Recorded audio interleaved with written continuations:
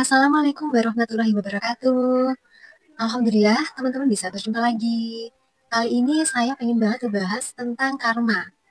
Apakah karma itu ada di dalam agama Islam? Jadi teman-teman, saya mendapatkan ilmu dari pengajian yang saya ikuti dari Ustazah Oki Setiana Dewi. Beliau menyampaikan bahwa karma itu sebenarnya kalau di dalam agama Islam itu nggak ada ya.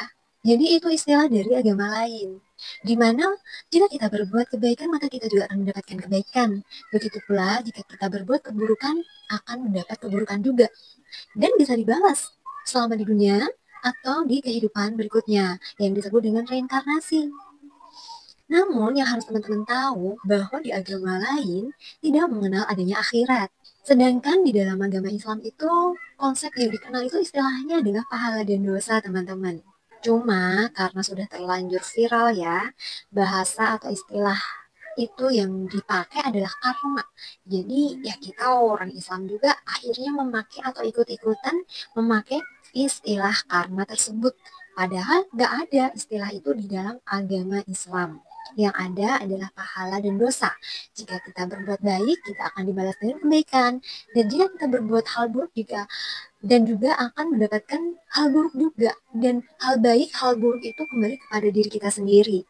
Namun perlu diingat bahwa di Islam itu ada namanya bisa bertaubat. Tentunya dengan taubatan nasuha. Di mana taubatan nasuha ini adalah taubatan yang sebetul-betulnya taubat dan tidak akan mengulangi lagi perbuatan buruk tersebut. Jadi bukan taubatan sambal ya. Kalau taubat sambal itu adalah seakan-akan kita diibaratkan kita makan pedas, ya kan, kita udah terlalu pedas kepedesan dan gak pengen lagi ngulang, tapi berikutnya ketika kita makan tanpa sambal rasa nggak enak, akhirnya kita makan lagi. Nah itu yang dikatakan sebagai tobat sambal. Seakan-akan kalau kita udah bertobat, ya jangan ulangi lagi dong, jangan kayak kita makan sambal dong, udah tau pedes besoknya makan lagi lebih banyak lagi sambalnya. Udah bertobat, udah tahu itu nggak baik buat kita, kita lakukan lagi dan malah lebih parah lagi. Nah, jangan ya teman-teman, jangan tobatan sambel, tapi tobatan nasuha.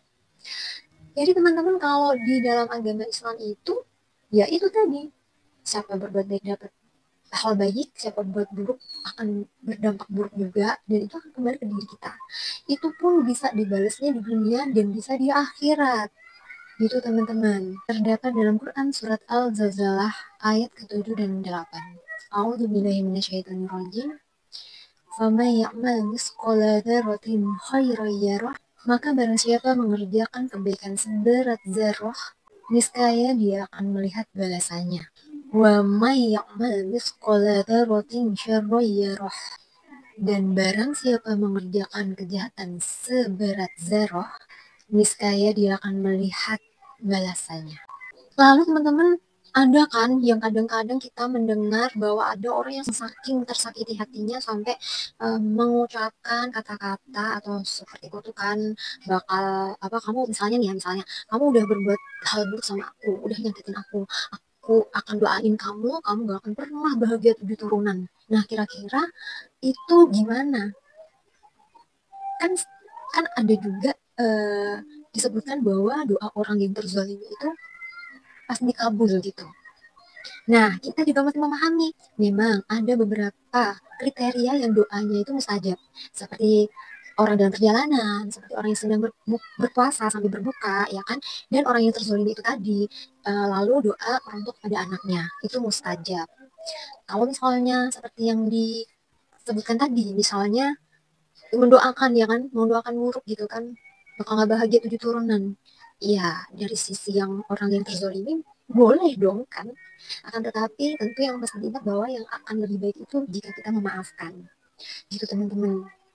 Karena kita juga nggak bisa memastikan apakah doa kita itu sebagai orang yang terzolimi ya akan terkabul atau enggak. Wallahu a'lam bishawab. Kita kan sebagai makhluk Allah yang tidak punya kuasa apakah hal tersebut akan terjadi atau tidak.